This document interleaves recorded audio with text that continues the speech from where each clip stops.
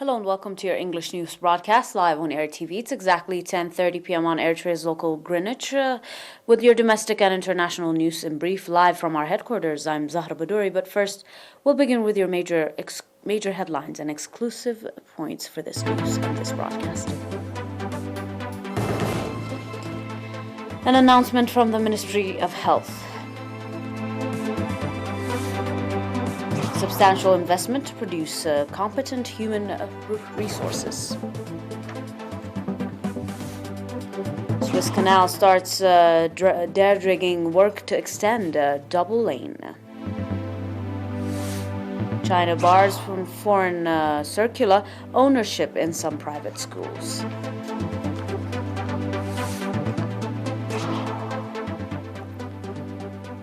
Welcome to your domestic in brief.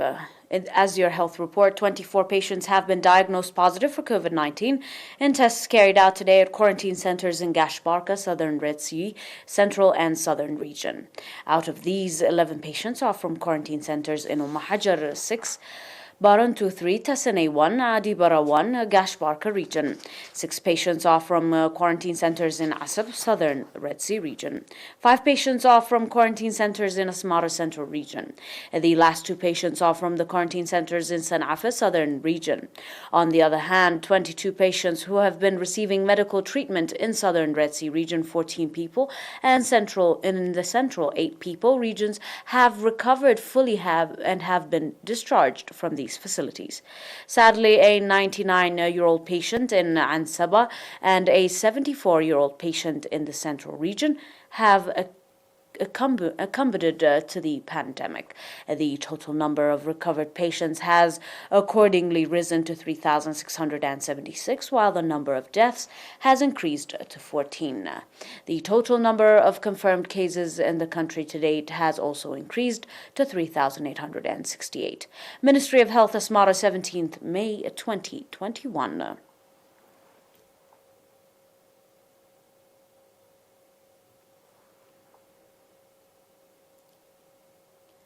In the past independence years, substantial investment has been made with a view to produce generations equipped with academic knowledge and skills. The Ministry of Education, in order to provide educational opportunity to all citizens, has been working to put in place 1 kindergarten in all villages of the country, 1 elementary school in every 3 kilometers, 1 junior school in every 5 kilometers, 1 high school in every 10 kilometers, as well as a college and technical schools as necessary, and that so far encouraging outcome has been registered. According to documents from the Ministry of Education, in 1991 there were 44 schools in the central region, 50 in the Gashbarka region, 56 in the Ansaba region, 31 in the southern region, 21 in the northern Red Sea region, and 12 in the southern Red Sea region, totaling up to 215 schools throughout the country. Currently, the documents indicated that with the substantial investment made, the number of schools have reached 152 schools in the central region, 306 in the Gashbarka region, 153 in the Ansaba region, 304 in the southern region, 172 in the northern Red Sea region, 54 in the southern Red Sea region, totaling up to 703 schools ranging from elementary to high school, and the number of students has reached to over 800,000. The Vocational Training Center in Sawa and Ad-Hallo are providing vocational training to students that have not scored passing marks to join colleges in various villages, and that attests the efficiency of the policy of the Eritrean government to provide educational opportunity to all citizens. Furthermore, the illiteracy rate has reached to 58% to 85% through the adult education program, as reports indicate.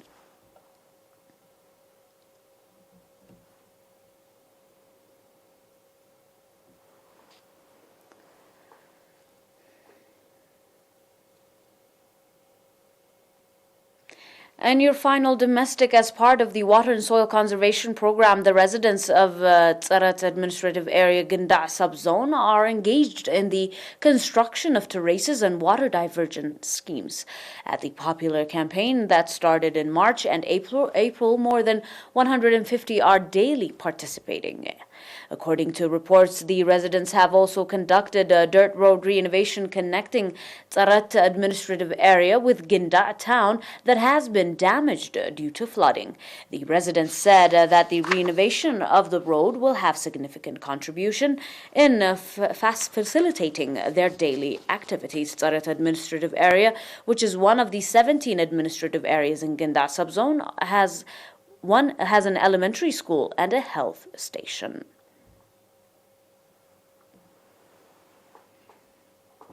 Up next with your international news, do stay with us after the short break.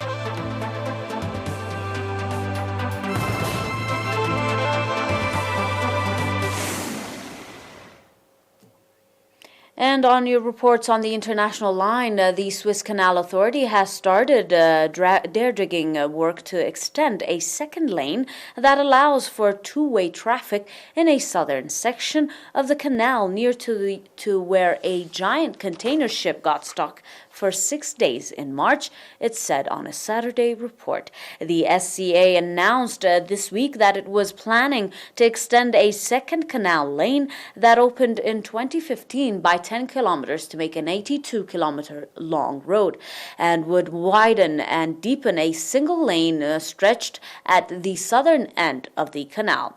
The work had begun following directives from Egyptian President Abdel Fattah al-Sisi in a quotation saying to immediately start implementing the proposed development plan and put in place a timetable for completion as soon as possible, unquote. The SCA said on Saturday that the grounding of the 440-meter Ever Given container ship in a southern section of the canal from March 23 to 29th delayed the passage of hundreds of vessels through the waterway, disrupting global trade. The Ever Given, still loaded with thousands of containers, is being held in the Greater Bitter Lake between the two scratches of the canal aimed at disrupted over a CSA composition claim against the ship's Japanese owner, Schwa Cassine.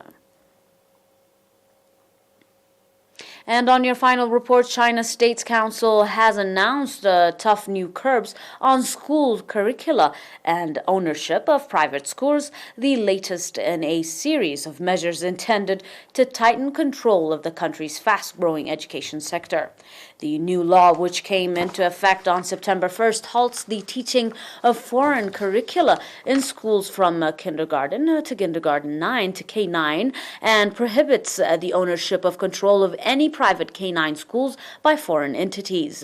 China currently has private K9 schools that teach local and foreign curricula. Ninth grade students in China are typically 15 or 16-year-old. Members of the board of directors or in any other decision-making body at a private K9 school must be Chinese nationals and must include representatives from the regulators according to the private education promotion law published on Friday on a government website. The K9 schools will no longer be able to organize entrance tests or recruit in advance. They also will be barred from establishing private schools or converting themselves into private schools.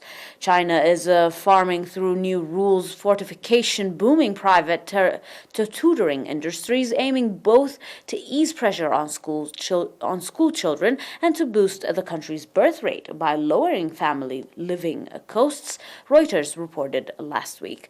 The new law is, in quotation, stricter than expected for compulsory education schools, especially for those in K9 schools, especially in the in the one that completes ban of connected party transitions and canine private schools can't be controlled by agreement, unquote, said a U.S. bank site Citi in a research note to clients on Sunday. Citi also stated that it expected much of the K-12 players' revenue and profit to come under challenge, in quotation, as a result of the new law.